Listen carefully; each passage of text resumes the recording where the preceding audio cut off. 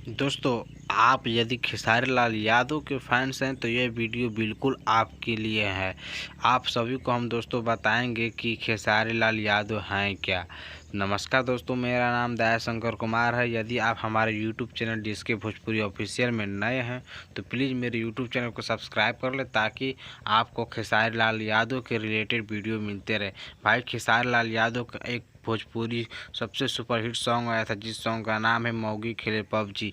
मौगी खेले पबजी का वीडियो जब सॉन्ग आया तो बाप रे बाप बवाल मच गया पूरे यूट्यूब पर। आप सब तो देखे होंगे, वीडियो तो देखे होंगे।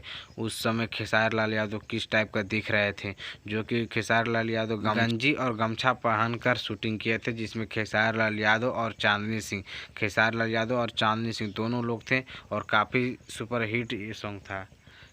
इस वीडियो सॉन्ग को रिलीज़ किए कम से कम 1 मंथ हो गया।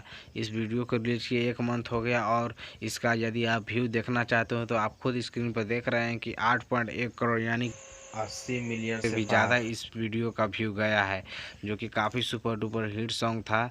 और ऐसा ही आप अपने भाई खेसारी लाल यादव को प्यार देते रहिए। और ये जो वीडियो रिलीज हुआ था वो खेसारी लाल यादव की ही कंपनी से रिलीज हुआ है, जिसका नाम है खेसारी म्यूजिक वर्ल्ड, जो कि आप देख सकते हैं कि 41.3 लाख सब्सक्राइबर हैं इनके।